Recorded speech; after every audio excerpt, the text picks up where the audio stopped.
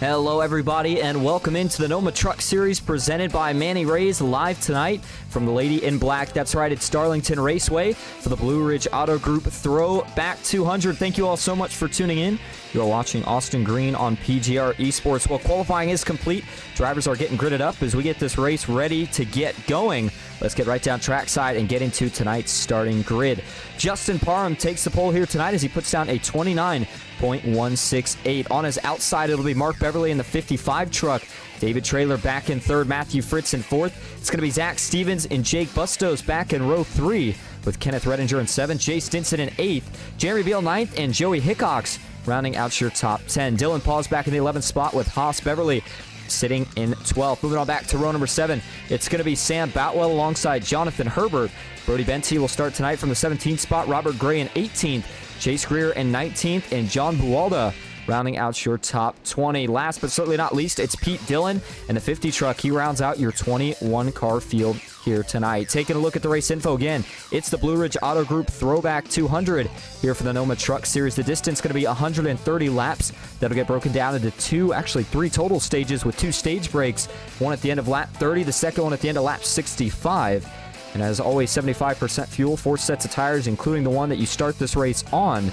You do have 1 fast repair if you need it, and 3 green-white checkers. 74 degrees outside, 69% humidity. Clear skies, winds at 3 miles an hour, and track temp starting this race is going to be at 78 degrees. All right, well, here we go as the pace car makes the left turn down to the pits, and we got a lot of good stuff to go over. It's throwback night, and what a track to do it at, and what a series to do it in. Here we go. Green flag is in the air. We're underway at Darlington.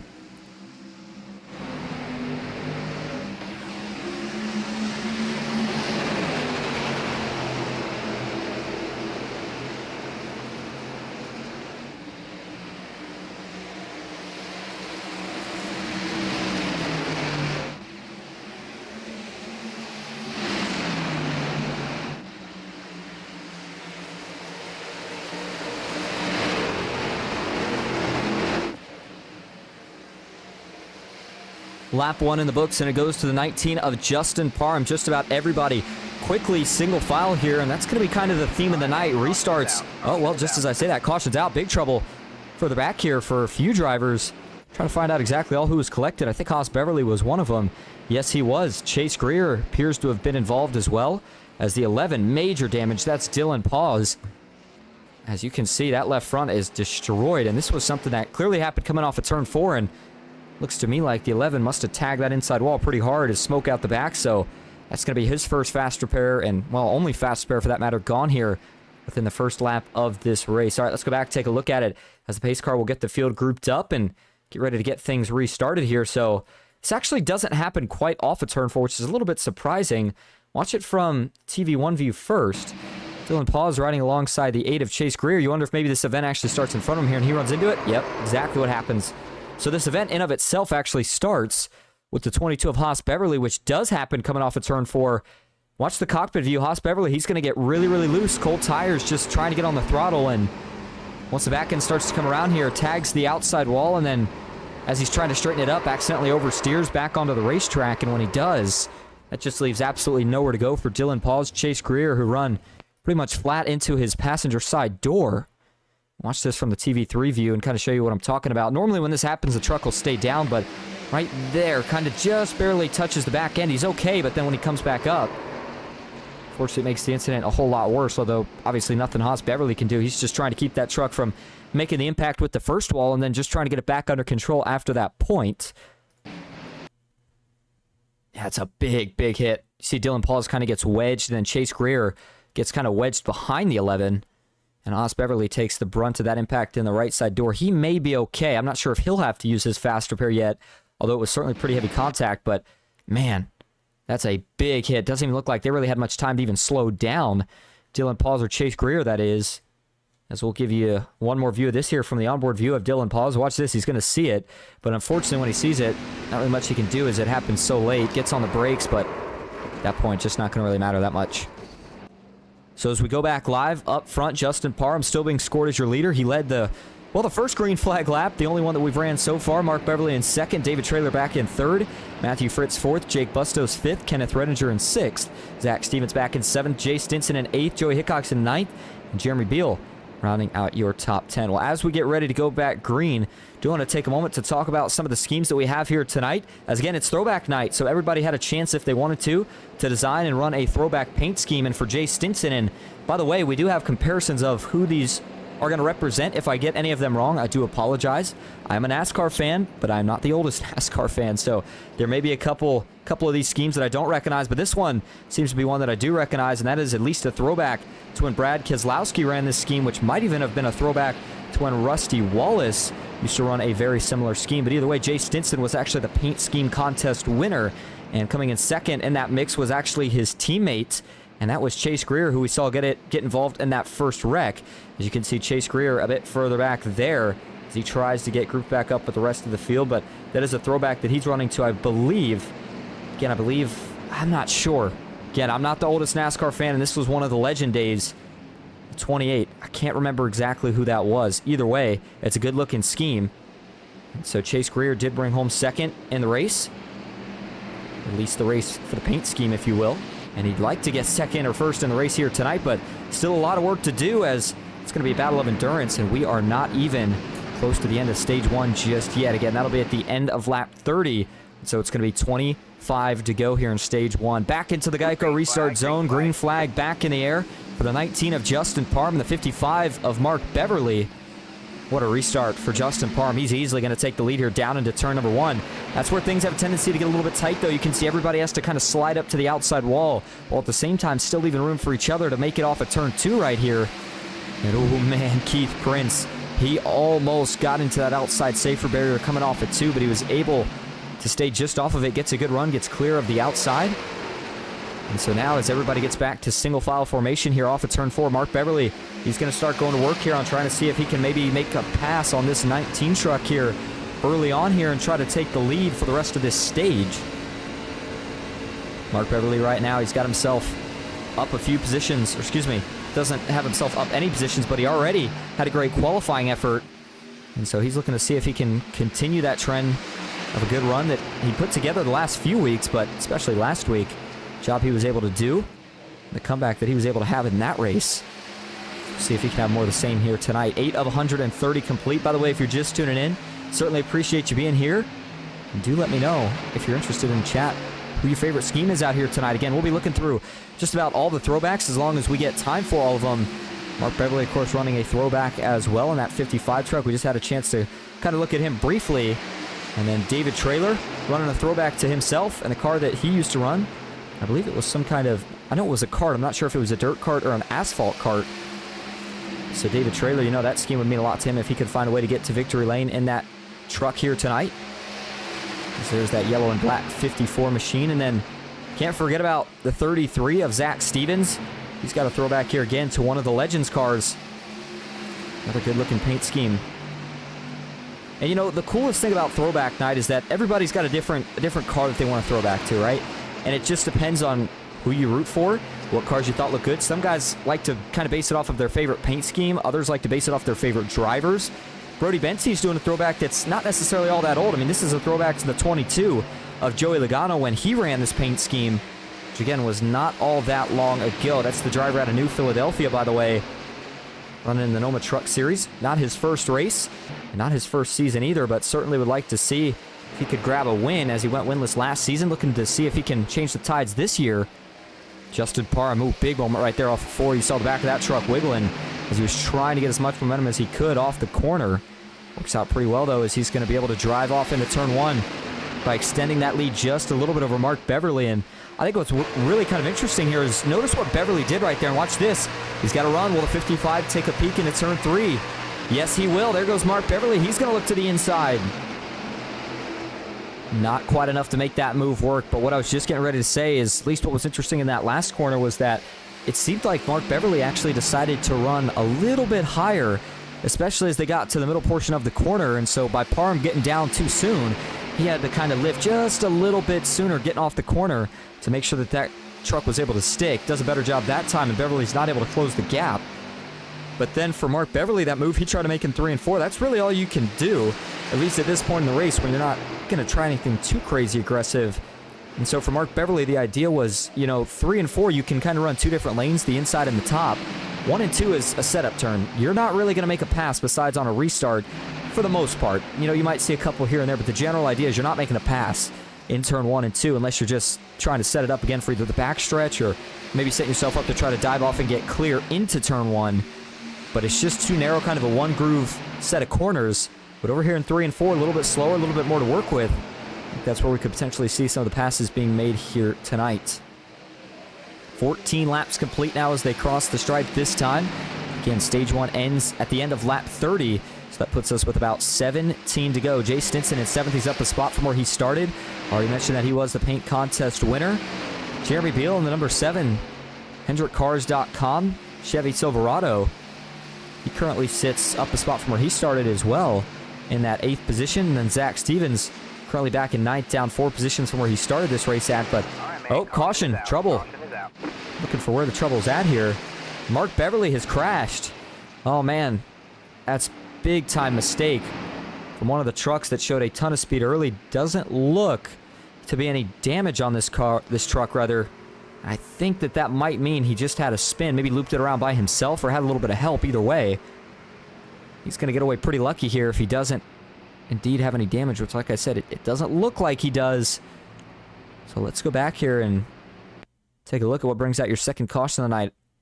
Well, he's in the wall over here in 1 and 2, and the question is, does he just ship it off a little too far? Oh, that might be exactly what happens here because David Traylor had a run. 54 took a look to the inside, and when you go 2 by 2 into 1, things are going to tighten up even more than they already do. Beverly gets a little high, just gets a little too hot in the middle part of the corner, gets in the wall, and then as he slightly bounces off of it, David Traylor is there. Nothing he can do, nothing Beverly can do at that point either. And yeah, just gets that truck looped around, so maybe a little bit of damage where the contact occurred between him and David Traylor. But besides that, I think the 55 overall should be okay here. We'll go around, maybe get 4 tires, maybe not either way. Doesn't look like he's going to have to use that faster pair just yet. What a job up top to miss him there for a couple of different guys. First one being the 29 of Matthew Fritz, who pretty much had to make a split-second decision here. As we'll go to the onboard view and watch how quick he had to make a decision on where the 55 was going to go. Sees him getting in the wall, decides to stay high, threads the needle, puts the throttle down. That's a really nice piece of crash avoidance right there from Matthew Fritz. Get a couple more angles of this one here. First one from TV3. There's a slight contact in that. Redinger does a good job getting on the brakes to allow Fritz to get through without running into the back of him, and then he kind of follows in suit and is able to sneak around as well. I'll give you one more look here from TV1. That's right there where that contact first occurs. And Beverly does a good job of locking it down here, and honestly does a good job of keeping it off the wall and keeping it off the racing surface right at the end of that spin where it looked like he almost got hit again. So a nice save by all parties involved in this one. So we'll get ready to go back green here after wrapping up the second caution here tonight. But up front, it is still that 19 truck of Justin Parham leading the way with David Traylor currently sitting in 2nd. Matthew Fritz back in 3rd. Kenneth Redinger in 4th. And you've got Jake Bustos in 5th. Jay Stinson in 6th. Jeremy Beal 7th. Zach Stevens in 8th. Keith Prince in 9th. And Joey Hickox currently rounding out your top 10. One of my big questions here under this caution was, does anybody pit? How much do you want these stage points? Tires matter quite a bit here at Darlington, and so you would have an advantage if you pit right now, but at the same time, you lose a set of tires that you might need later in this race, and you figure with 4 sets total, 3 in the pits, then that would be something probably right around, well, if I had to guess, you take 1 here at the end of stage 1, 1 at the end of stage 2, that leaves you 1 left for that green flag stop in the middle of stage 3. So yeah, you're kind of on a bit of a tire budget here. You don't want to necessarily pit take 4 unless you are strictly going for stage points here and okay with maybe not having the race winning speed. So we'll have to see what happens. But now, for this stage at least, tire saving is about done because it's going to be a 13-lap shootout to the finish of stage 1 here. Space Car will make the left turn. By the way, in the chat, David Traylor says possibly Cale Yarbrough. That's what I was thinking for potentially. I'm assuming you're talking about the 28. And then David Traylor says dirt cart for David Traylor's scheme. Nancy Hickox says, wasn't 33 Harry Grant? Green flag. David Traylor said, yes, high, wide, and handsome. As we go back to green flag racing now. Oh, big wreck, huge wreck out back, stacking up. Oh my goodness, this is the whole field. What in the world has happened here? More Darlington mayhem. As man, oh man. I'm looking at some of the reactions right now. David Traylor specifically on driver cam kind of said it all just briefly there. I think everybody is wondering what the heck just happened there. That looked like something we'd see at a track like Martinsville or Dover, where, I mean, when they piled up, just about everybody had absolutely nowhere to go. So this will put us back under caution now for just the third time in 18 laps. And so as we go back to take a look at this one here, clearly there's a stack up. The big question is, where does this stack up start? Looks like it's with the 24 of Kenneth Redinger.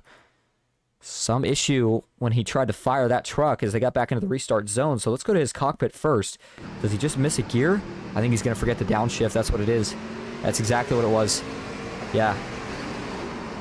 The question is, did he blow the motor? No, he definitely didn't. You can hear it there. It's just what it is sometimes these guys will save a little fuel or try to cool down the engine temps by just cruising around in fourth.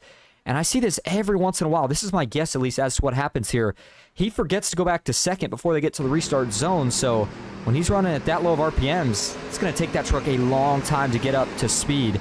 And you can see that is right when everybody else fires that's in a second gear. He's in fourth here. And as a result, it's going to cause a brutal stack up here. Watch this. From TV1, they get going. The outside does not. Jay Stinson's got nowhere to go, runs into the back from him. He gets run into. And then now it's on from here. They all just start plowing in, piling up. Trucks going everywhere. You saw Jonathan Herbert go for a spin. I mean, we need a wider camera angle just to capture all the trucks that get involved. Brody Benty. See the 5 get in there as well. He had nowhere to go. 5 being John Buwalda.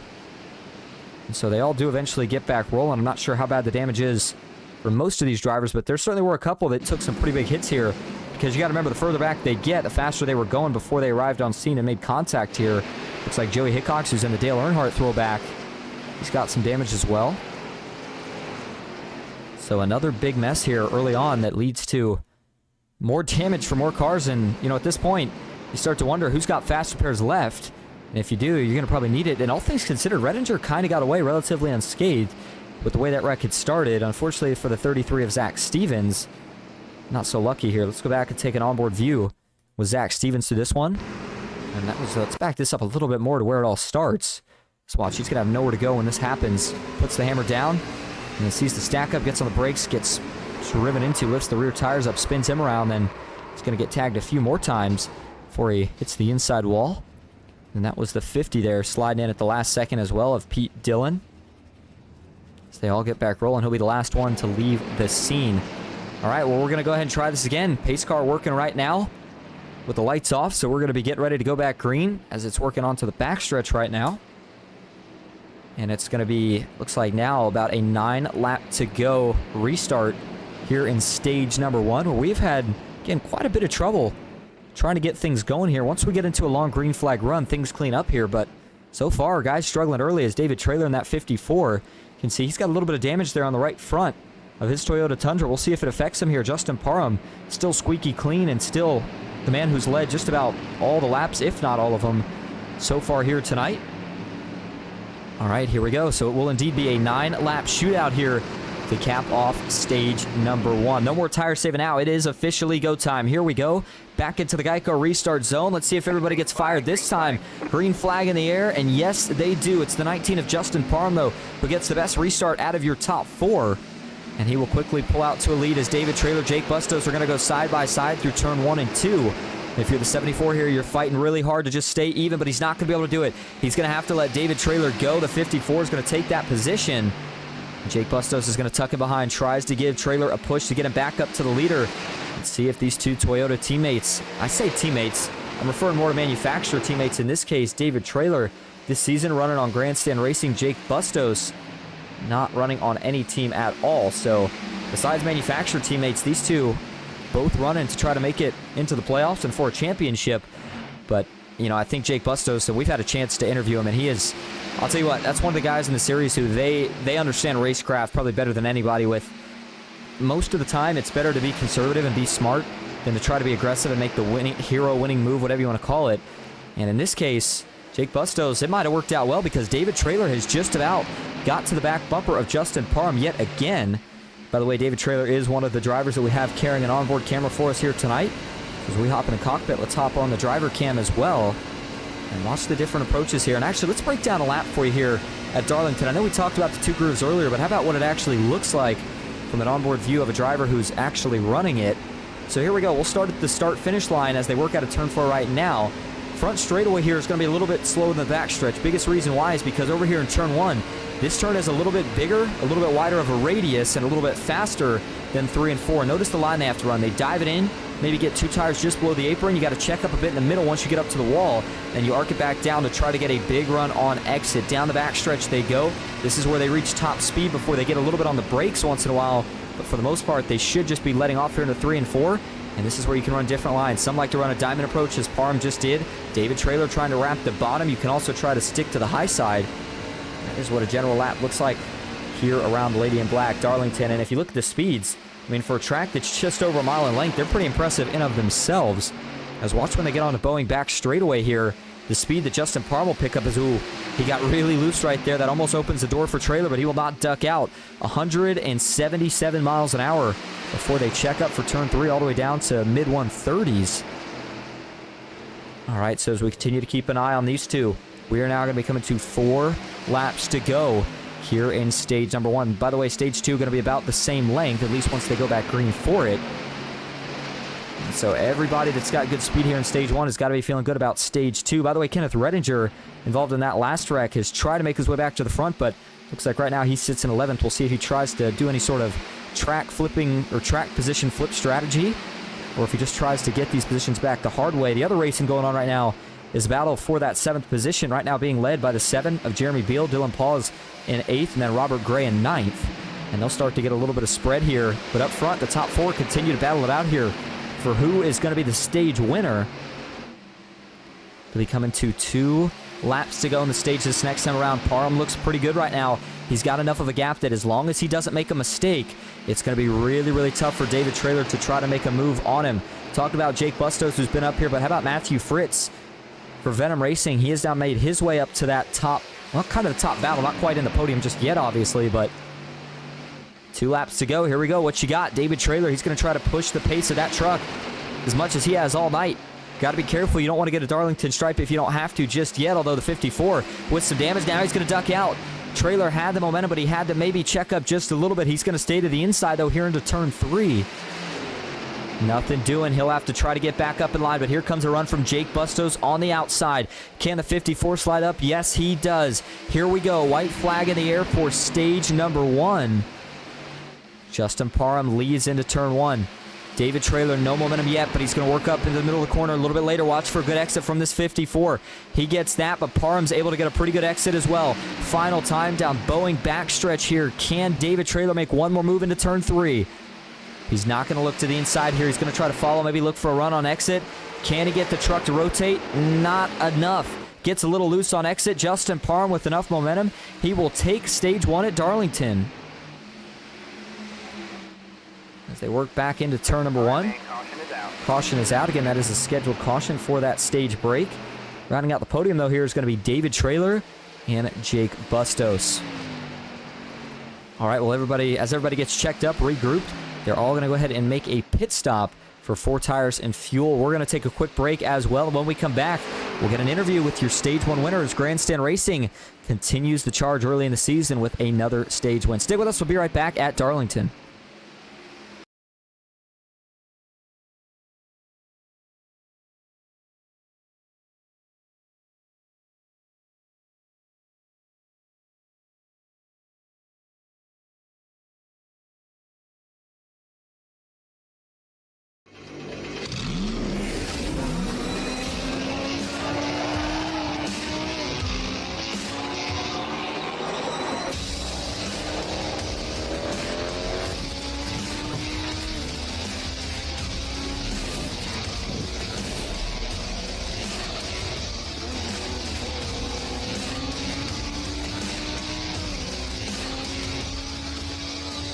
I played a couple of simulators and this was like very responsive, especially the hydraulics and stuff, the motion and stuff was really, really on point. But you feel like you're really driving, it feels real. It adds so much to the experience. It's just really, really cool. It was pretty awesome.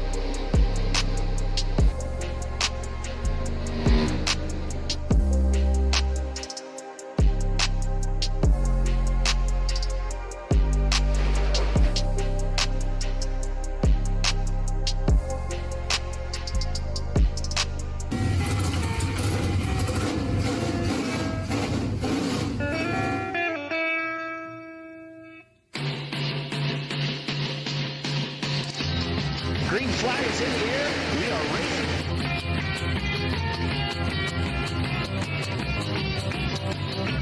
3 by 3.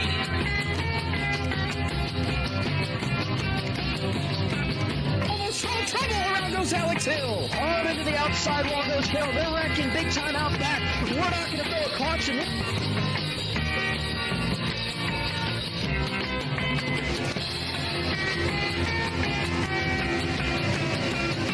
Finish. Who gets it in the line? Cody Nagels wins it in Talladega.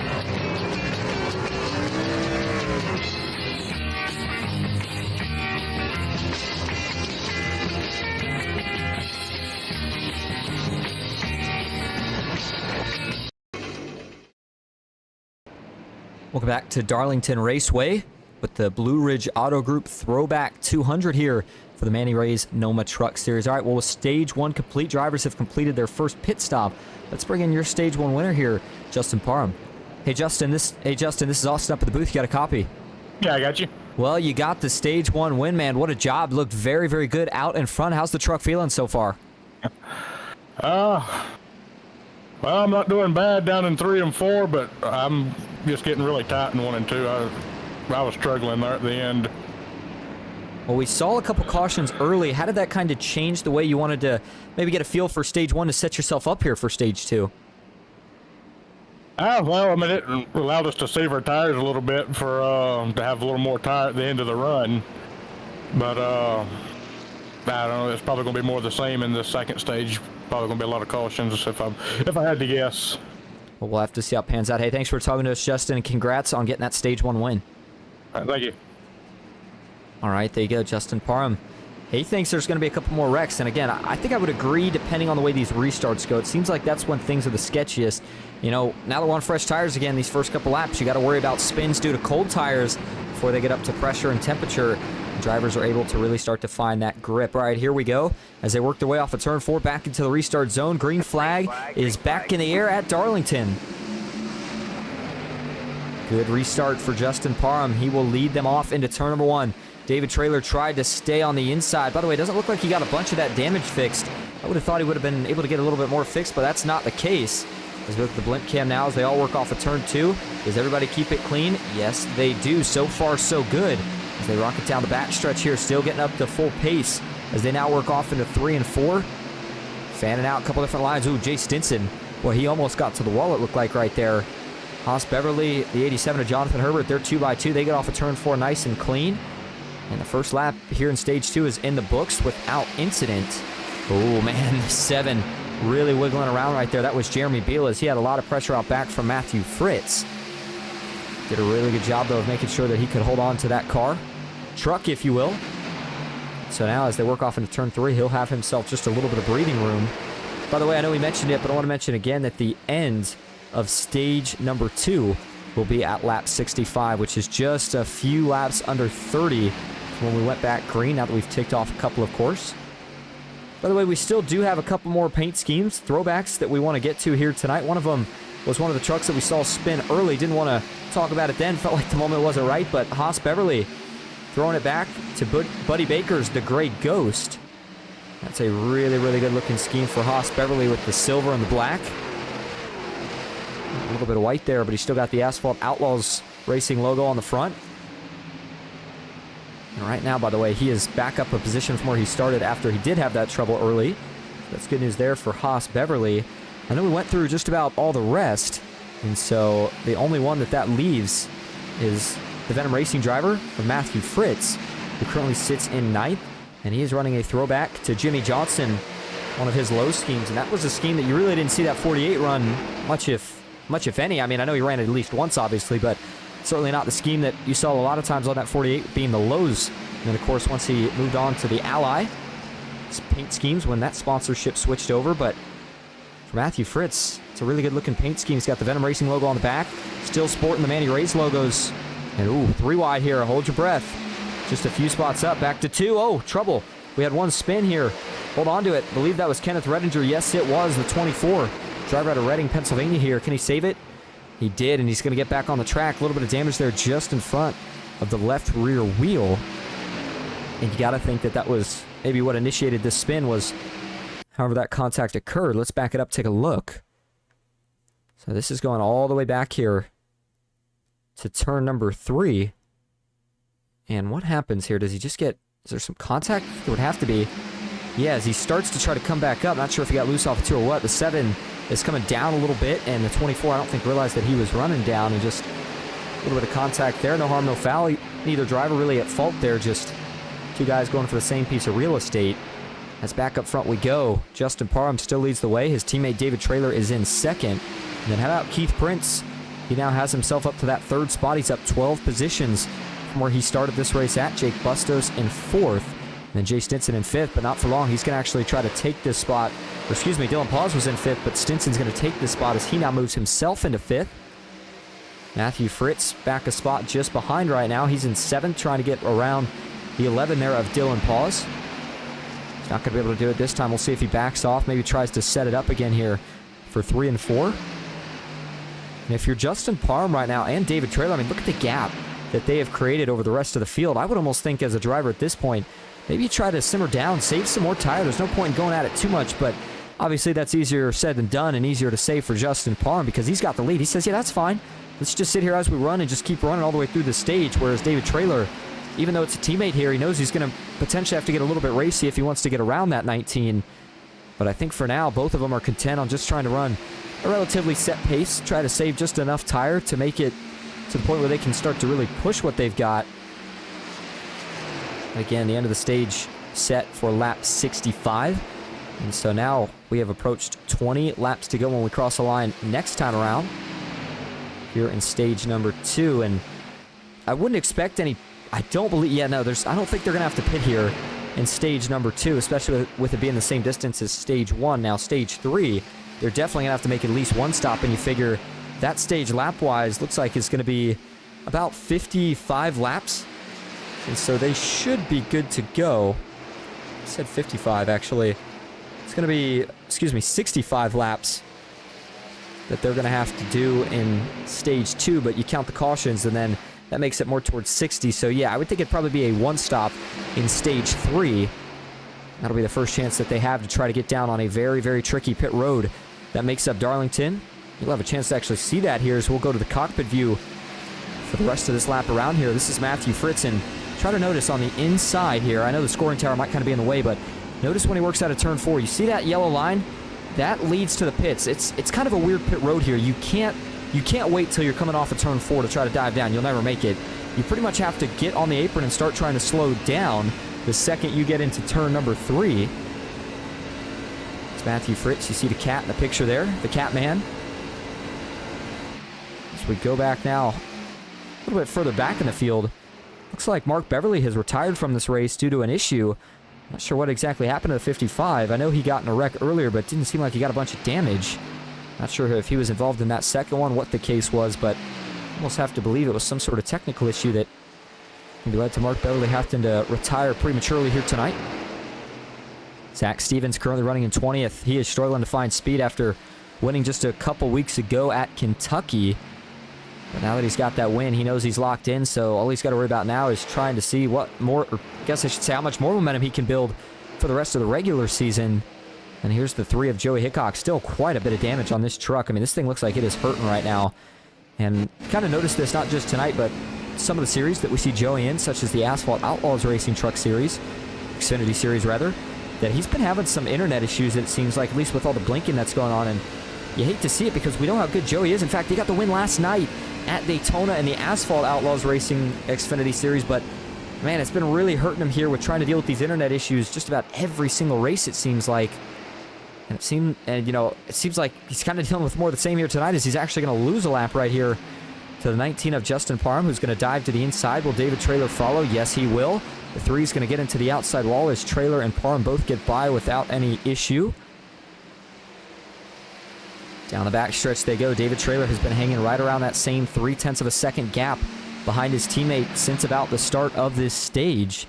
And there's the 50 going to get out of the way. That's Pete Dillon. And so this will now shift it from what was 20 cars on the lead lap, make it to actually 21 at the start, to now down to just 17 trucks on this lead lap. And that trend will continue throughout this race, although I don't know if there'll be any more that get lapped here in the rest of this stage.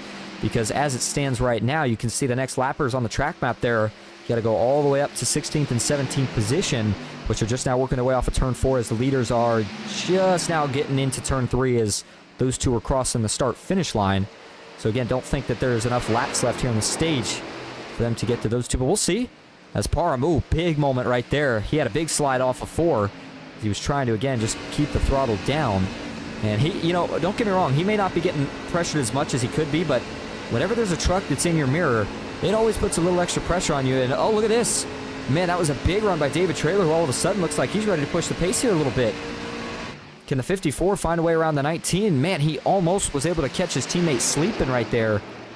But Parham was able to do a good enough job to hold him off, and now Traylor, we'll see, does he try to strike again here, or does he back off and maybe try to save a little bit again? And the hard part about Darlington is, you know, we talk about it's so hard to pass here, but the problem is with how much it eats up tires, every time that you kind of fail to make a pass, if you will, you're just eating up more tire. And at some point, it's going to get to where the guy that has clean air is in the better spot. But, man, it really does look like Parham is starting to struggle here. David Traylor is going to try to put some more pressure on his teammate here over these next 5 laps or so to see if he can get that 19 to slip up just a little bit. Parham still looking very, very steady. 54 laps complete as they cross the line that time, but it's been turn 2, the exit, if you will, where this 19 has really struggled the last few laps. Let's see if he gets a little better as Traylor waits a little bit longer before he dives down an exit and sets himself up with a run. Here comes the 54, David Traylor. More momentum. Is he going to take it this time into turn 3? No, he doesn't. He'll continue to stay satisfied with second for now as the further back you go, the more spacing we start to see. By the way, Kenneth Redinger still sitting in 9th right now, and this is such a surprise to me for one of the drivers that we really, really expected to get to the front a lot quicker after losing or kind of getting involved in that incident on the restart earlier, but that's just not been the case yet. By the way, Matthew Fritz is now broken into the top 5 as he runs in that 29 right now. He's got a good run going so far, but he is down a spot from where he started. I mean, when you have a 4th place qualifying effort, I guess what do you necessarily expect? But, oh, David Traylor, that time he was the truck that gets loose of this 2-car battle for the lead. And he's going to be able to settle it back down just a little bit now, as with 56 of 130 laps complete, we are now within 10 laps to go here for the ending of stage 2. And man, Parham thought that there was going to be a lot of cautions, and you almost wonder, like I said, I kind of asked him in stage 1 there, did you have a chance to set things up, you know, to kind of feel out what you need to do for stage 2? And the problem was they didn't run enough green flag laps to do that. So he wasn't able to get a great gauge of, you know, how much tire do I necessarily need to save here before I start to push it. And we could see some of those struggles as David Traylor seemed like he had maybe did a bit of a better job, at least for a little bit, and had caught up. But now it's kind of back to being about even as the gap is currently just over 1/10 of a second. And with 57 of 130 complete, there you go, the 54, he's got another run. Looking to the inside here, David Traylor, is he going to try the slide job or will the 19 let him go? Not going to have to worry about it because he gets clear before they get to 3 and 4. New leader at Darlington, and it's the 54 of David Traylor. And he takes that lead at a very, very crucial time. 58 complete. Clean air is key here. And at this point, David Traylor is going to have to try to fend off any more charges from the 19, although I don't know if Parham has the stuff to try to get back to him. Question now is, can Parham hold on to second, or does Jake Bustos and Jay Stinson, who's all of a sudden found a ton of speed, do they get to this 19 and try to make a move themselves? Into 3 and 4 here, you can see the 2 of Stinson. He backs off the corner a lot more than Jake Bustos, helps him get a better run on exit, as the 29 Matthew Fritz is now closing up on his teammate as well. 59 of 130 complete. When they cross the line next time, it'll be 6 laps to go on the stage. And David Traylor has already got that gap up to almost a second on Justin Parham, who is starting to drop kind of like a rock here. He's really, really struggling with the handling of that truck. I'm not sure if it's just once he lost the clean air, or if, like I said, he just used up the tires a little bit more than he was expecting to, but that 19 is really struggling. You hear how much throttle he's having to give out just to be able to get that truck to rotate through the center of the corner, and he's got to be really careful on exit right now as the back end had slid around so much. Right here, Jake Bustos, same line as the 19 as he gets kind of in that wake. He's not able to close up much, but right there where he's able to duck just a bit lower than Justin Parham, that's what helps him. But oh, big mistake there. That allows Jay Stinson to run. The 2's going to get by the 74. Here comes the 29 into turn 3, but Jay Stinson will take 3rd, and now he's going to be fighting to see if he can go take 2nd away. And while we talk about all the individuals in each of these trucks, you got to think about them as a whole too, right? I mean, these are teams trying to battle each other. David Traylor, Justin Parham, that's two of the Grandstand Racing teammates. Jay Stinson, Matthew Fritz, who again sit 3rd and 5th. That's two of the Venom Racing teammates. And they're in a tight battle right now in terms of team points. So the more positions they can get, the better they can finish even in these stages. The more it's going to help them throughout the rest of the season and trying to acquire that team championship. And David Traylor crosses the line. This time it'll be 62 laps complete. Oh, big slide for the 54 right there. What a moment that was. But as he crosses the line that time, it is now 4 laps to go here in stage number 2.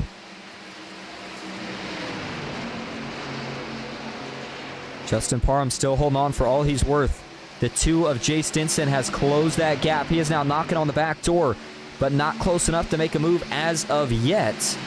The 1 of Keith Prince currently sits in 7th, Jeremy Beal 8th, Kenneth Redinger in 9th, and Robert Gray currently rounding out the top 10 in that 92 truck. And I'll tell you what, this is a good run for Robert Gray. You got to give him some credit here to be sitting in 10th right now. And again, this is his rookie season. So again, he's doing a really, really good job so far. And this might have been his debut race here tonight, unless he had just missed a couple of previous weeks since I had gotten here. But David Traylor now just 3 laps to go. It'll be 2 to go when he crosses the line right here. And he's got almost a 3-second lead to 54. Looking to try to cruise this thing home to the Stage 2 victory.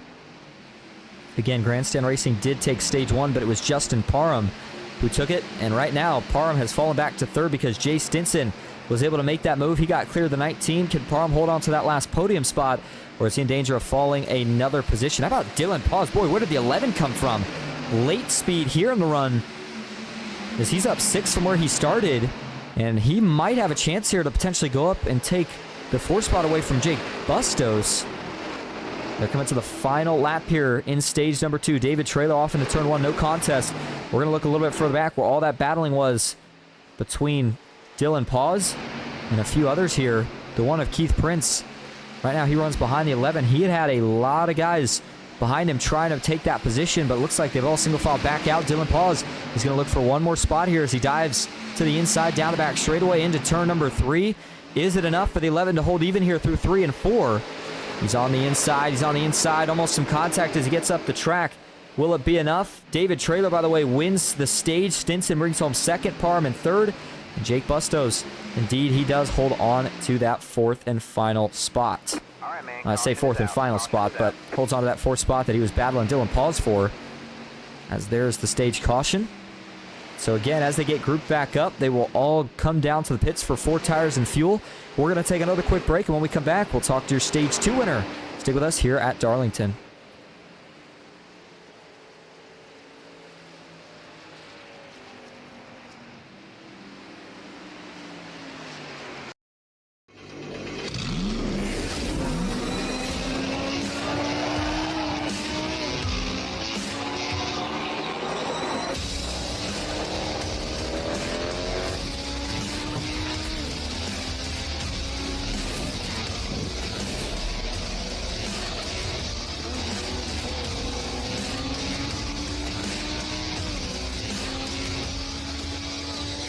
I played a couple of simulators, and this was like very responsive.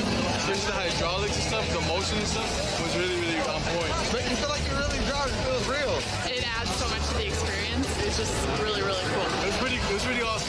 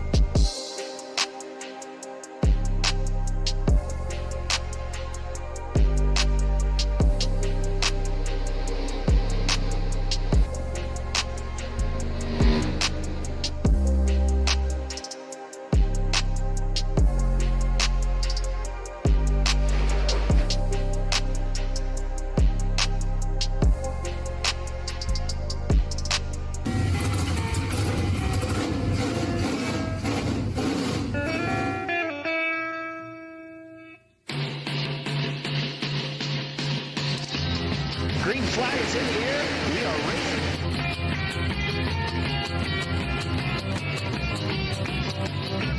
3 by 3.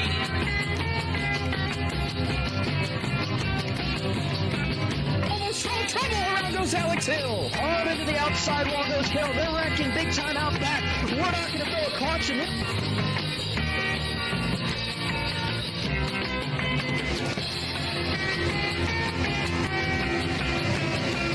To the finish. Who gets it at the line? Cody Nagels wins it in Talladega.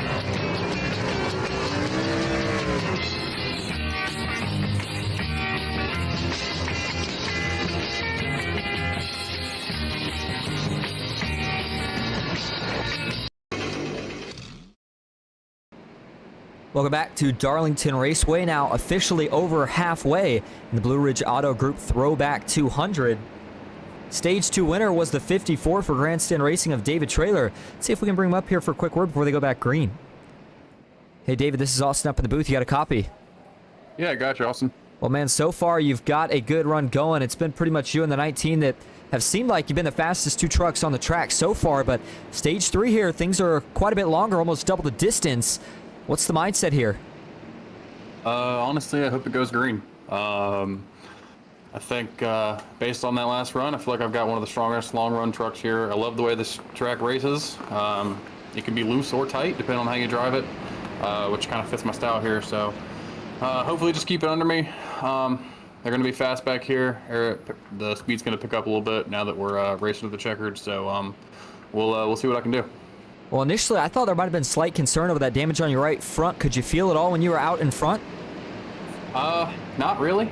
I do have some optional repairs still, about 25 seconds worth. But I can't give up track position to fix whatever that is. If it really starts hurting me, I'll come in. But I'm gonna let it ride for now. Well, it's been working so far, so good. Hey, congrats on the Stage 2 win, and we'll see if we're talking to you again at the end of this race. Yes, sir. Thank you, Austin. There you go, David Traylor. I actually noticed in the chat that David Traylor, I believe that's his dad watching, said that damaged fender likes the clean air. Yeah, it certainly seems that way, doesn't it? With how much of a lead he pulled out. So we'll see if he can do it again, as here we go. The final stage here at Darlington is underway.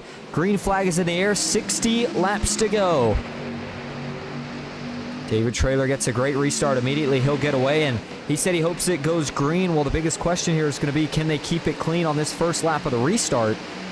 Oh, big checkup. Stinson got a little bit loose there. He had to bail out of the throttle. He's going to lose at least one, if not two positions there. Actually, I don't know if he did. I think Jake Bustos might have given him a bit of a break. And so the two trucks okay there. As further back in 3 and 4, we've got a mess. Further back here as they are still 2 by 2. Try to get it sorted out here. The 92 almost goes up into the wall. It was Robert Gray, it's Chase Greer, Haas Beverly. They've got to run on the inside. They're going to look to get by here. Into turn 1, the 22 gets clear. The 92 not going to be able to hold on to that spot as Chase Greer will also get clear. Does Brody Benty look for a move next? 63's got to run. Yes, he will. Brody Benty's now going to jump to the inside. He's looking to see if he can grab that 12th spot away from Robert Gray. Nothing doing there. He'll have to duck back down in line. Up front we go. David Traylor is your leader. And, you know, for Parham here, this is kind of a big point in the race, right? Because he's got to figure something out here, because we already know, at least from that last run, that David Traylor, he's going to be dangerous here on the long run. I mean, once that 54 took the lead, he put the sails up and took off. And so if you're Justin Parham here, what do? Do you try kind of what the 54 did, which is just save tire and stick with him? Or do you try to push the pace to get back around the 54 and then play defense? Whatever the case may be here, he's still got plenty of time. And don't forget, we still have a green flag pit stop expected. Question's going to be, when do you decide to make it? Well, let's see, you figure 75% fuel in these trucks, 60 laps. I still don't think that they can quite make it all the way. It might be kind of close, but I don't think we'll see anybody make it that distance. So then it becomes a question of, when do you make that pit stop, right? Do you decide to come in early, try to use fresh tires a little bit to gain some spots, short pit if you will, or do you try the long strategy, long pit, where you stay out as long as you can, run it till the end of the fuel run, and then maybe have a little bit fresher tires for the rest of your run once you come out? Or do you just split it down the middle and try to get even tire wear out of both sets? And from at least the math that we have up here with the data that we have, everybody should have one set of tires left, because again, they all, just about all of them at least, used one at the end of stage 1, one at the end of stage 2. and none under the cautions that we had in stage 1. And then you would expect here that, of course, during this final green flag stop, somewhere in the middle or after that point in stage 3, that we would see everybody take that final set of tires once they fuel up. A lot of tracks, you know, even in this case, I guess, if maybe there was going to be some strategy, if you only needed, say, 5 to 10 laps worth of fuel, maybe you only take 2, maybe you don't take any. But I just think with how bad tire wear has been here tonight, you're going to have to take 4 if you want a chance at this race, especially at the end of it. We'll see what everybody decides to do. Kenneth Redinger up to 7th now. Continues to slowly but surely move his way back to the field as Haas Beverly. Oh, big moment here. The 22 trying to save it. Oh, he's going to go back up into the racing surface. Oh, man. Almost clips Brody Benty as he tags the outside wall. He'll get back rolling as everybody's going to split, dodge, and weave around that 22. They all miss him. But, man, that was almost a carbon copy of exactly what happened earlier in this race. Man, oh, man. Let's go back and look at it. By the way, before we look at... Actually, no, we'll look at this first here. The 22 at Beverly, like I said, that is almost a exact carbon copy of what happened to him earlier that caused one of the cautions we had. Where watch the cockpit view. This time, though, he's kind of half and half. He's half on the apron, half on the track. And it's not an abrupt transition like Daytona, but it's enough here to where it starts to get the back end of that truck hopping around, gets him a little bit loose, and then he's trying to stay in the throttle, starts to spin, corrects, overcorrects, and man, for Brody Benty, you cannot get any closer than that. He was probably about 2 inches away from getting hooked and sent pretty much dead left into that inside safer barrier. So that was a big moment and a big miss here for Brody Benty. In fact, let's hop on board with him here. Watch this through his eyes. Boy, this was a scary, scary view here for the 63. Watch this. Actually, I need to back that up. Maybe a little bit more here. Not sure where this went back to. Let's go back live here and back this up again here. For Brody Benty, this will be about a lap or 2 ago. I want to go to his cockpit view. Okay, here we go. So it'll be this next, should be this next lap around here. And, you know, at this point as a driver, you kind of can't really do much, so he had to commit to this. But watch this. He's going to see Haas Beverly start to get loose. He stays high, hoping that 22 spins down, which he does, but then as he overcorrects, starts to come back up. Oh, my goodness. If Brody Benty would have turned down just a little bit more, I can guarantee you he would have been collected in that wreck. So as we go back live, Brody Benty sitting behind a pack that's getting a little racy right here as Haas Beverly tries to kind of recover a little bit. But it's the 11 of Dylan Paws that we've turned our attention to now as he's up 3 from where he started. And this 11 truck had really, really good speed at the end of the run. There at the end of stage 2, we'll see if he's got more of the same here in stage 3. And then Jeremy Beal, who currently sits in 9th, and Chase Greer currently rounds out your top 10. Greer's going to take a peek to the inside here on the 7 of Jeremy Beal. He'll get that spot as the 7 may have gotten the Darlington stripe right there. It's just a slight kiss to the outside wall. And now this was the other incident. I'm not sure if this was an actual crash or if Pete Dillon just came to a stop here, but this was an incident that did happen while we were under yellow. And I believe the 50 may have just came to a stop, but I wanted to check on it just to make sure. As he goes down on the apron, yeah, brings it to a halt. So not sure what happened there to Pete, but he is retired from this race, currently sitting in the pits. So he adds to the list with Mark Beverly of trucks that have had to retire here so far tonight at Darlington. David Traylor still leading the way. The gap he's got right now is about 1.3 seconds over his teammate Justin Parham. And man, if he keeps stretching that gap out, even if he eventually does run out of stuff, he might be so far out in front that he can maintain that track position until we get to this pit stop. We'll have a chance to, of course, get fresh tires and fill it up with fuel. And realistically, again, I don't think that we see anybody make a stop until at least the lap 100 mark. I think you do it any sooner than that. Maybe it doesn't quite work out too well, but you know, if you're one of the drivers that wants to gamble a little bit here or really needs some track position, maybe you take that risk. Maybe you try to short pit it, see what you can do with 4 fresh tires. As the pace has probably fallen off pretty significantly by now. Looks like lap times are in the 30s, 29s. David Traylor, they've certainly fallen off quite a bit since we started this run, but still in the 29s. For the most part, not in the 30s yet, although I know he had one that was there. And so with now just, you know, I think we still have 17 on the lead lap, but actually make it a couple more than that. Looks like a couple guys may have took the wave around. Yeah, 18, in fact, on the lead lap now as Joey Hickox currently being scored as the only truck that's a lap down that is still on the racetrack. As we talked about, Pete Dillon and Mark Beverly have retired. He'll go around the 47 right there.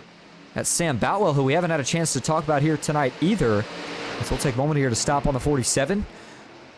Good looking colors for Sam Boutwell here tonight. And just behind him is the 49 of Chris Melton. one of the rookies who has shown speed just about every race we've been in so far, except for tonight. The 49, the driver out of Longwood, Florida, has just not quite been able to find a groove that works for him as of yet. He's got an okay run going, but he hasn't gained or lost since he started this race. But the biggest thing that he has done, which you got to give him props for, is he's kept that truck clean, as now he will go around Sam Boutwell, and that puts him up to 15th.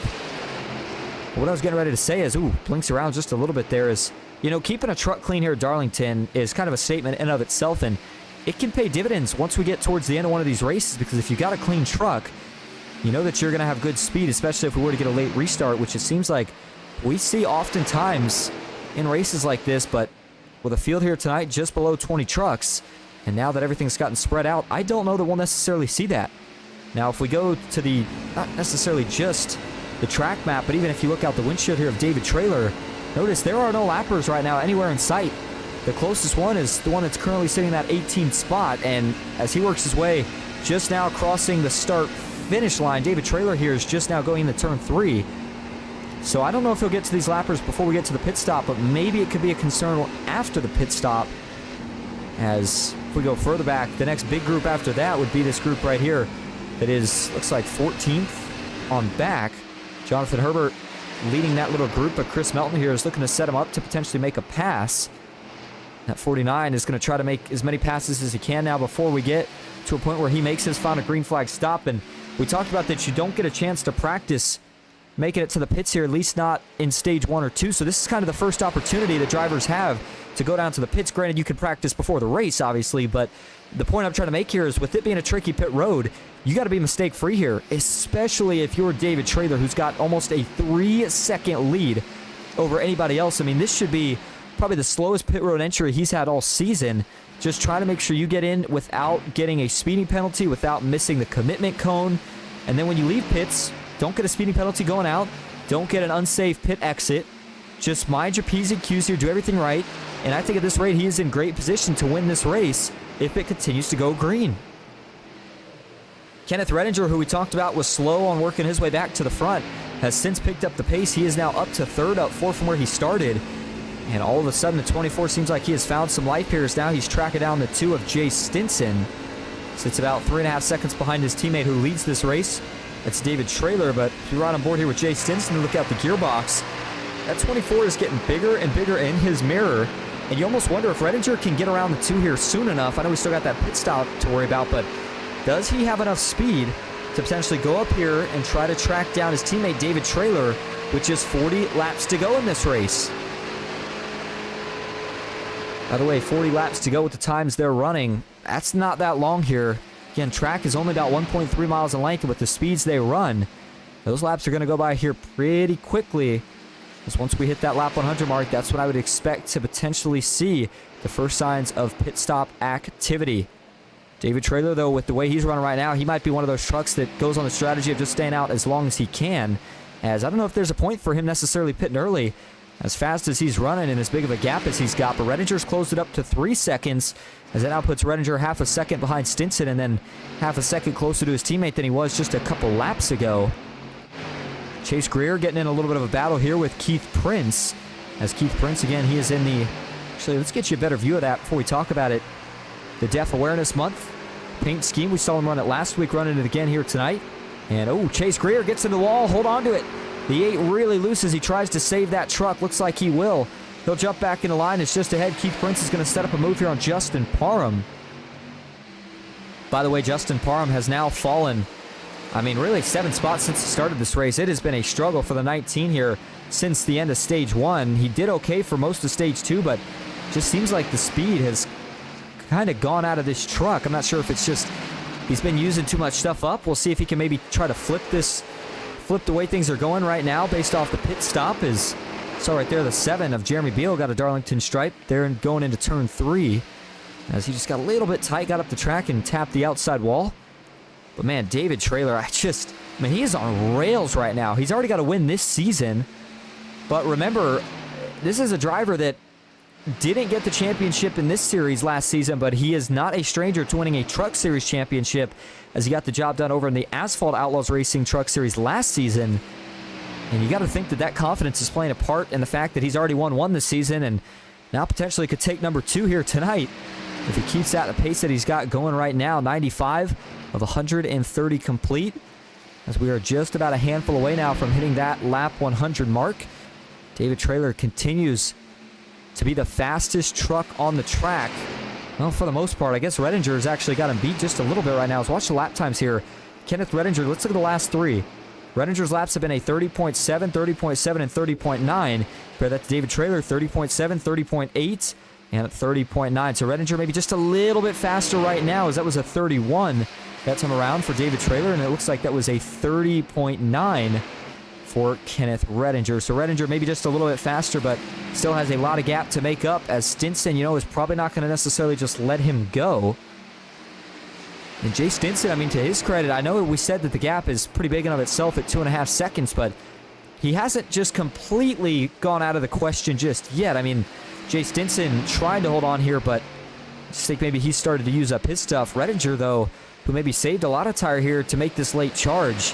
This is looking like maybe the smartest strategy of anybody we've seen so far, but that pass took quite a bit out of him, as it looks like he may have lost about a second right there on David Traylor trying to complete that pass. Maybe a little bit less than that, more like half a second, but point is, anytime you make a pass here, you're guaranteed to lose time. So here we go. Let's set it up for you. David Traylor leads the way. Kenneth Redinger is in second, and right now the gap between the leader and second place is 3.6 seconds. We're getting ready to hit 30 laps to go in just about 3 laps time. So if you're Redinger, get a lot of time to make up in a pretty short amount of laps. You figure he's going to have to make up pretty much at least a tenth of a lap. Maybe even a little bit more than that. Pretty much every lap from now, ideally at least, to get back to the front unless we get a caution. Either way, Grandstand Racing currently sitting 1-2. Venom Racing 3-4. And Dylan Paws continue to talk about the run he's had so far here tonight as he sits in 5th. Jake Bustos is in 6th, Keith Prince in 7th, Chase Greer in 8th, Jeremy Beal in 9th, and Robert Gray rounding out your top 10. Justin Parham's in 11th, Zach Stevens in 12th, Chris Melton's in 13th, Jonathan Herbert's in 14th, and you've got John Buwalda in 15th, Sam Boutwell in 16th, Haas Beverly 17th, with Joey Hickox in 18th, as Brody Benty, the 63 now, sits in the pits, and it doesn't look like that truck is fired up, so not sure what issue he had. Don't see any damage on it. So for whatever reason, Brody Benty has, as of now, retired from this race, and that adds to the list, which is now 3 trucks long of drivers who have had to retire here. That now puts us down to 18 trucks, and not quite all 18 of those are on the lead lap. Joey Hickox, one of the trucks that still needs a caution, and Haas Beverly might be the next man in danger to lose a lap. All right, well, as David Traylor continues to lead, here we go. He's going to make the pit stop right here now. Here comes the 54. He's going to take it nice and easy here. You saw just how tricky of a pit road this is. Let's see if anybody else decides to go on this time. They don't. Wow, so David Traylor decides to split it in half, and I think that's a good call. Conservative strategy is actually, yes, Jay Stinson does go in. Uh-oh. Stevens with trouble. The 33 has looped it around just before pit entry, and it looked like he came to a halt there, just tapping the inside concrete wall. Got another one coming in just behind here. I believe that's John Buwalda. Yes, it is. He overshoots, and oh, man. He almost got into the barrels. Well, that's already 2 drivers here of a lot more that still got a pit with trouble, but let's see what happened here to Zach Stevens as he's going to try to go down to make that pit stop, and oh, he just gets way too hot. He's trying to put a lot of wheel into the truck, hit a bump actually, it looked like, and then back end loops around, goes for a slide, and it's like contact into that inside wall. More now starting to pit as Chase Greer has made his way in. Stinson Traylor are now working their way out of the pits as looks like none of the other leaders have decided to come in yet, but Kenneth Redinger, here we go. He's going to now try to make this stop, and he is going to get everything he can right here as a 24 trying to get into the pits, really, really aggressive, and hopes to maybe make up some time on his teammate Matthew Fritz. Also bails, as does Jeremy Beal. Does anybody else come in? Yes, Chris Melton will.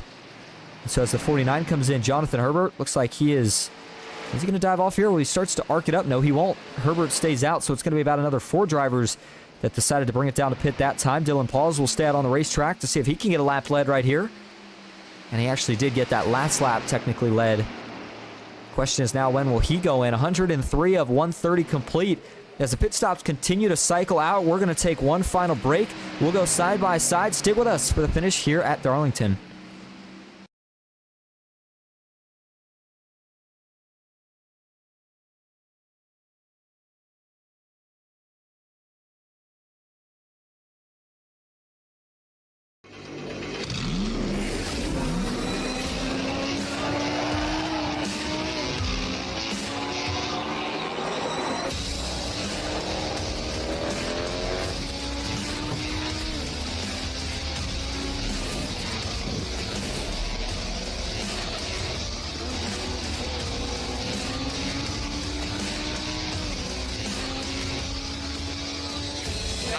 couple of simulators, and this was like very responsive. Especially the hydraulics and stuff, the motion and stuff was really, really on point. But you feel like you're really driving. It feels real. It adds so much to the experience. It's just really, really cool. It was pretty awesome.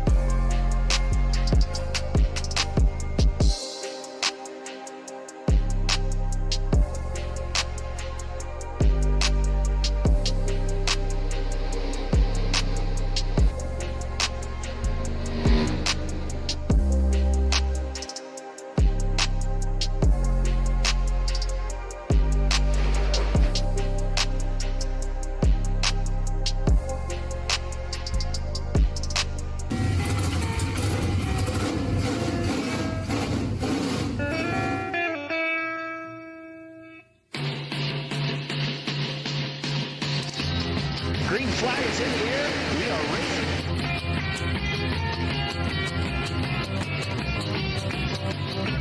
Three by three.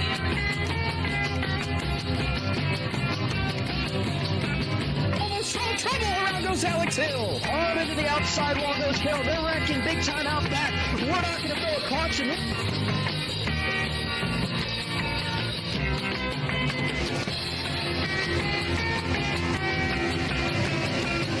Finish. Who gets it at the line? Cody Nagels wins it at Talladega.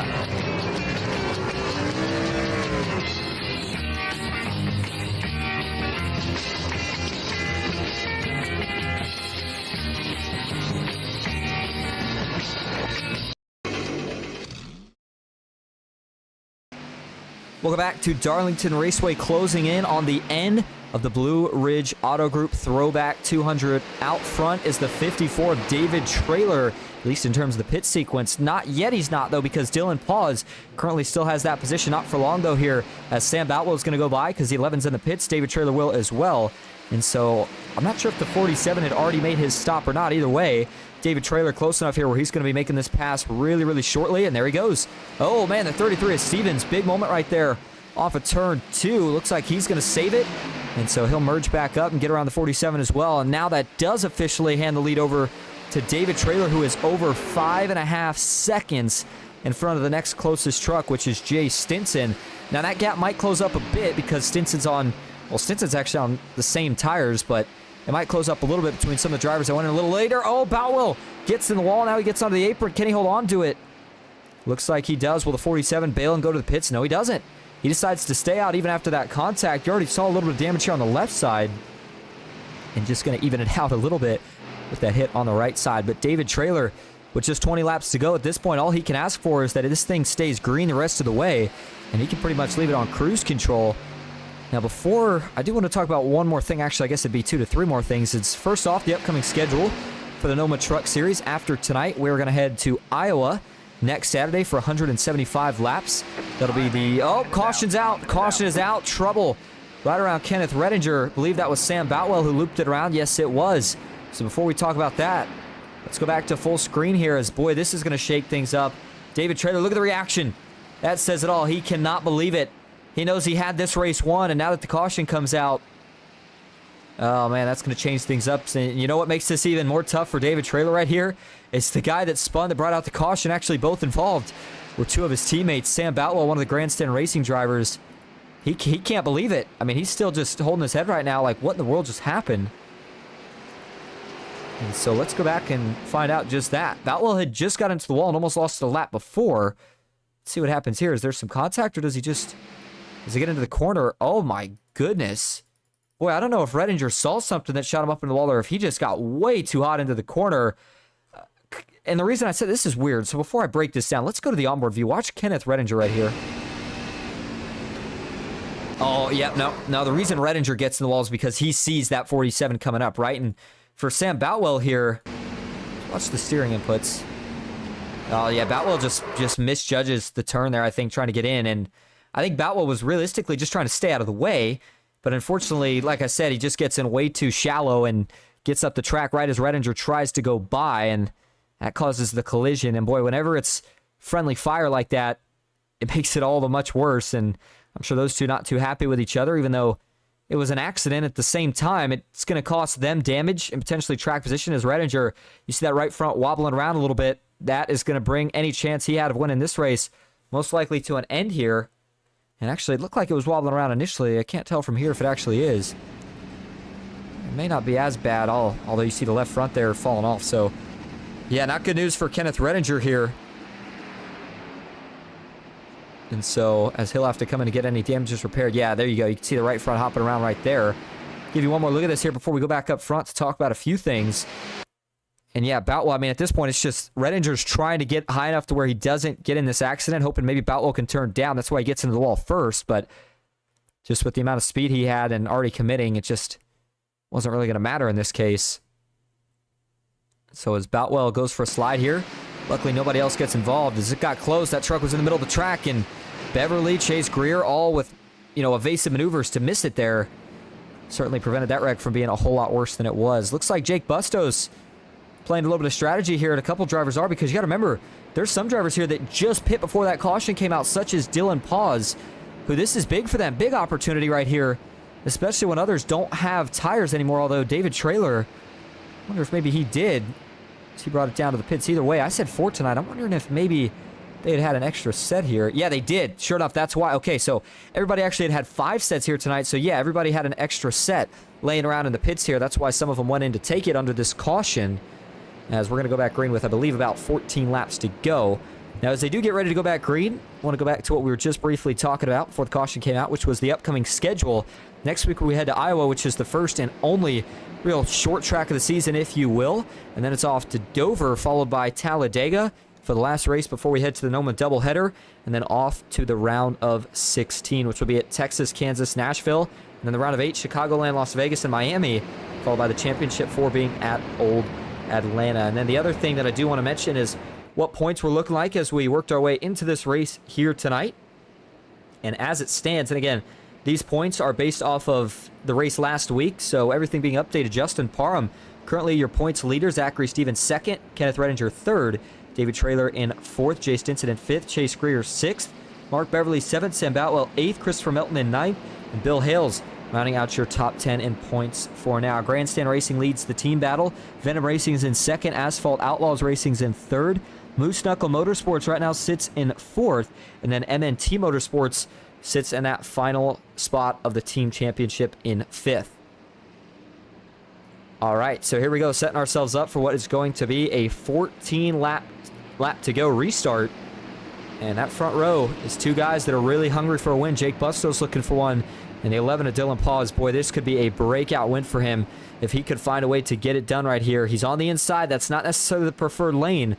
But if he can find a way to hold even or even get clear of this 74 by the time they get to turn 3, then he may have all he needs to try to pull away and win this race. David Traylor, though, feels like this was his race to win. So, he's getting ready to be aggressive. It's going to be a fun one and a shootout all the way to the finish. Okay, here we go. Working off a turn number 4 back into the Geico restart zone. 14 laps to go. Green flag is back in the air at Darlington, and it's a great jump for the 74. Jake Bustos. Jay Stinson gets a pretty good restart as well. And now David Traylor's going to do all he can right now to push this 11 off into turn 1. Looks like, oh man, the 54 gets loose. Big moment there for David Traylor. He's going to be able to hold on, but he is going to lose a whole bunch of track position off of the corner. And oh man, things go from bad to worse for David Traylor. Had this race won until the caution came out, and now he is buried back in 11th. And I would say with pretty good certainty that is going to end the chances for the 54 without a couple more cautions now, as I just don't think there's enough laps left. 13 to go. Jake Bustos out in front. But now guys are starting to get a little bit more testy with the racing.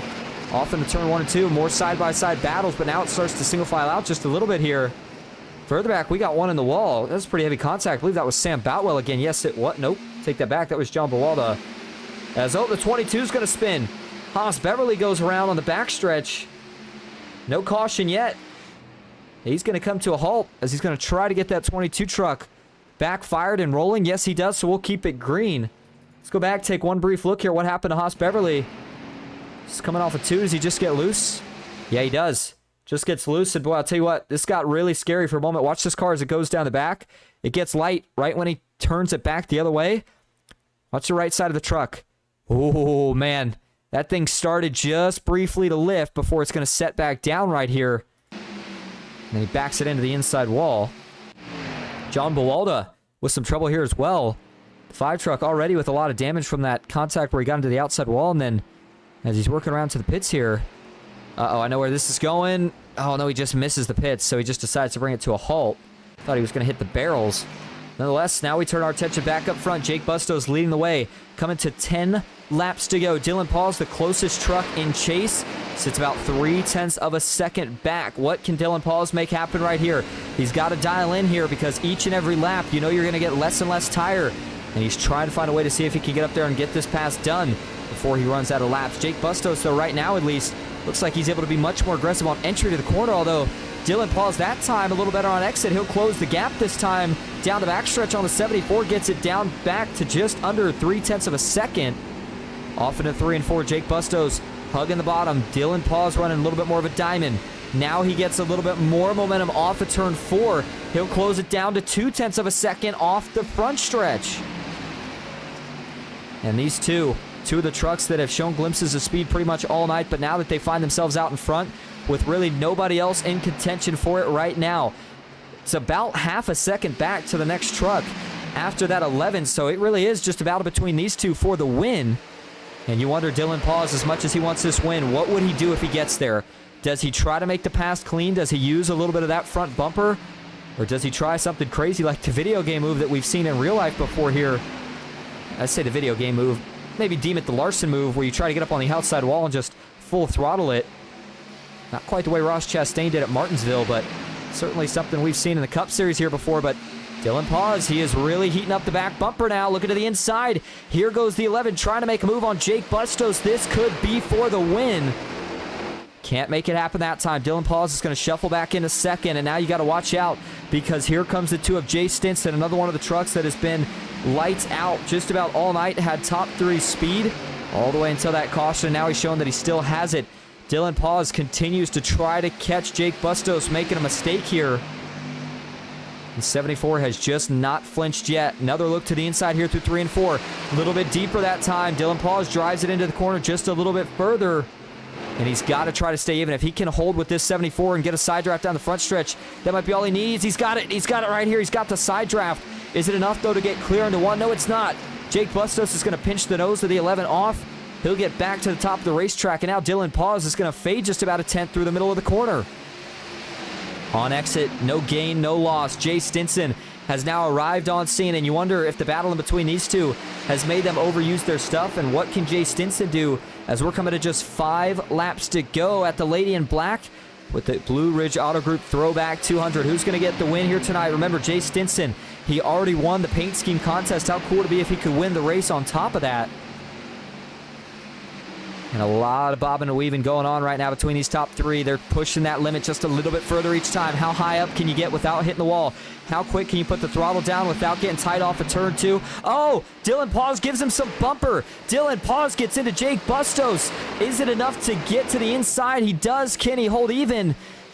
He does for now, but Jay Stinson's going to jump back high. This is going to be a drag race. Dead heat off into turn number 1. What does the 11 of Dylan Paws do? This is where things get really tight. Tries to hold even. He can't do it. Jake Bustos will get back clear. Stinson tries to get even with Dylan Paws. Can't do it. Watch for the crossover off of 2. Oh, there was a mistake from the 74. Now Dylan Paws will go back to the inside. Stinson's going to follow. This is phenomenal stuff from Darlington with just 4 laps to go. And they're going to be coming to 3 to go this time. And Dylan Paws is out in front. Stinson's going to go around. Jay Stinson goes around. He'll make contact with the inside wall, and his chances of winning this race are over, as that was a heavy hit for the 2 truck We'll go back and look at it at the end of the races now. Busto slips up again. He'll lose second to Chase Greer. And now he's trying to hold on to third. Not going to be able to do it, at least as the 7's going to look to the inside. But up front, how about Dylan Paws looking for his first win in the NOMA Truck Series, and he's just 2 laps away when he crosses the line. It's time for making it happen. Bustos continues to struggle as he is going to fall back to 4th now. Matthew Fritz maybe looking to pick up that spot. Chase Greer in 2nd, but over half a second behind. This is the last lap for a caution if we're going to get one. Dylan Paws gets off the turn 2 clean. At this point, he is going to go as fast as he can until we see that white flag. Then he can kind of cruise to the finish. By the way, David Traylor was able to recover pretty well, back up to 6th, but again, not going to be able to contend for a win. All right, here we go. White flag in the air. 1 lap to go. Can Dylan Paws get one of the best underdog victories we've seen here in the NOMA Truck Series? Working through 1 and 2. Clean so far. The gap now down to 0.3 of a second. Make it 2.5 now as Chase Greer starts to reel him back in down the backstretch. Final time off into turn 3. Dylan Paws needs 1 more good set of corners. Chase Greer's going to dive into deep. Hope it sticks. Will it be enough?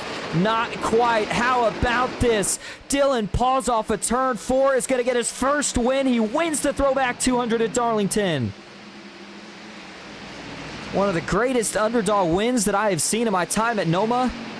Dylan Paws is now a NOMA Truck Series winner.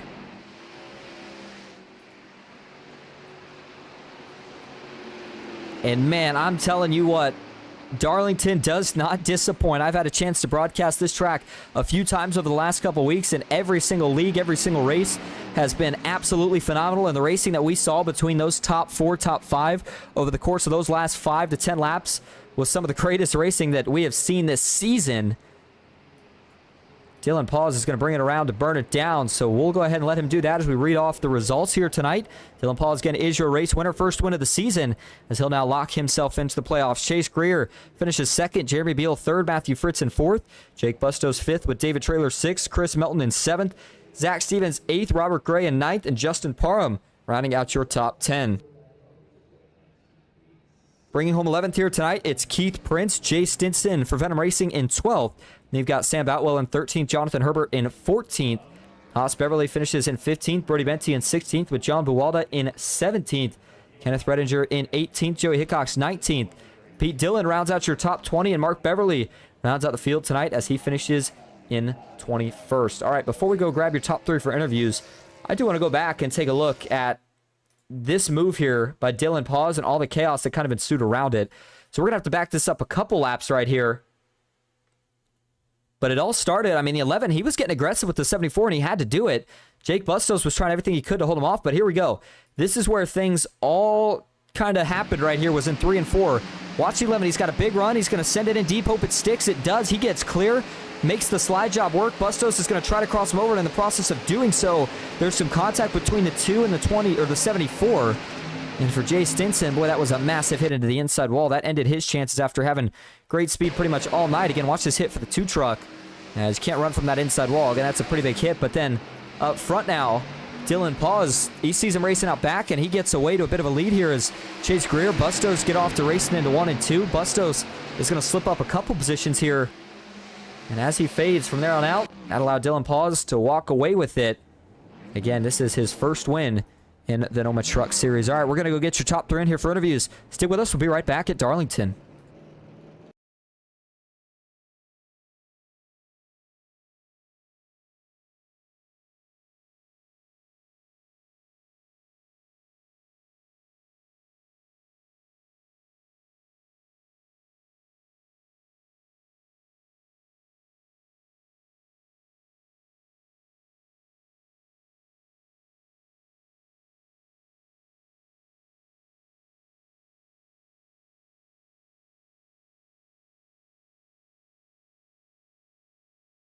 All right, we're going to start first here tonight with your race winner. It's Dylan Paws. Dylan, this is Austin in the booth. You got a copy? Yes, I do. Well, you finally get the job done, man. You get the win here tonight and one of the greatest races that we have seen. And, man, just tell us about all the fighting that you were able to do there at the end. You kept working on the 74. You finally got around him, and once you did, looks like you were able to put the sails up and get all the way to the finish as a winner. Yeah, I mean, that was pretty crazy with the 74 there. I went to turn 3, and he kind of hit the brakes a little bit harder than I did. So I was kind of expecting him to go a little bit faster than I did and kind of send it in there, but it almost seemed like he brake checked me to me. But I was able to bump him up and get him up the track there, and I got underneath him. That was really the move that got me the lead there. And then down the back stretch, or down the front stretch, I lost it, and then I got it back off of turn 2. So yeah, that was really crazy there. And then I was able to hold off the 8 because I knew he was going to come, and he was really strong. So yeah, that was just crazy right there. It certainly was. And, we've seen drivers get their first win. We've seen drivers get their 10th win. And tonight you get your first one. How does it feel to finally kind of get that chip off your shoulder? It feels fucking amazing. I mean, just outstanding. I mean, I haven't had an iRacing win in a long time either, so this just feels incredible. Well, it was incredible to watch. Go ahead. Especially at a track like this, too, yeah. I mean, Darlington, too. It's crazy to get it at a track like this. Yeah, it certainly is a very tough track to win at, but you get the job done here tonight. So, hey, before we let you head out, Dylan, is there anyone you want to thank or shout out? Yeah, I'd like to thank my sponsors on board, Shipwreck, Saloon, and Paradise Island Contracting. If you're ever in the Port Charlotte area and you're looking for a good time, definitely go check out Shipwreck Saloon and Paradise Island Contracting for all your construction needs. All right. Well, hey, Dylan, we appreciate you talking to us again. Congrats on the win. You are a winner in the NOMA Truck Series. Go celebrate. Go have some fun, and we'll see you next week. Thanks. Appreciate it, Austin. All right, and again, we do apologize for the language there that Dylan paused used. Sometimes when drivers get excited and, when we're doing live broadcast, you get a little bit of that emotion sometimes through the mic. So now, without further ado, that'll bring us to your second place finisher here tonight for Venom Racing. It's Chase Greer. Chase, this is Austin the Booth. Got a copy? How you doing, man? Man, I am good. Well, you bring home second here tonight in a race where, again, I don't want to say you didn't have the speed, but I want to ask, did you feel like you had top 3 speed, as that's the finish you end up getting? I felt like I was fast. It was just I got in that first wreck. I screwed up qualifying, got in that first wreck. I didn't know I had that much speed when I got there. I think Trailer probably was the fastest, but once I saw him get loose and I knew the 2 in front of me had older tires, I felt like I had a shot, but came up a little short. Well, we saw racing get a little crazy there at the end, and you started to really reel the 11 down at the end. Do you feel like if there was a couple more laps, you could have had him? Yeah, I think if there would have been a lap or 2 more just to get a run, I might would have had a shot, but then, of course, I could have just hit him or into the wall, so you never know. But, yeah, I wish there was like 1 or 2 more laps there, man. Hopefully it was a little bit exciting there. Man. It was very exciting to watch. Looked like it was fun to race, too. But, well, before we let you head out here tonight, Chase, is there anyone you'd like to thank or shout out? Shout out my mother-in-law. I know she's always watching the stream, probably my wife, and everybody that puts on the league. Thank you for broadcasting. This is fun. I haven't got to talk to you all season yet because it's been terrible for me, but hopefully I get to talk to you more. Yeah, good momentum building tonight, so I think we might see a little bit more here in the coming weeks. Chase, thanks for talking to us, and again, congrats on that second place finish. Thanks. You have a good night. You as well. Again, Jeremy Beal, your third place finisher, but doesn't look like we're going to be able to bring him up tonight. So with that, that's just about going to wrap things up on my end here. Man, what a race tonight. Again, Darlington just does not disappoint. A lot of fun to watch. Looked like the drivers, and sounded like the drivers had a lot of fun as well. And Dylan Paz gets his first win in the NOMA Truck Series. And now we'll see what he can do for the rest of the season, knowing that he's locked in. As always, thank you all so much for tuning in. I hope you enjoyed. That's it for me, Austin Green, on PGR eSports. Till next time, have a good night.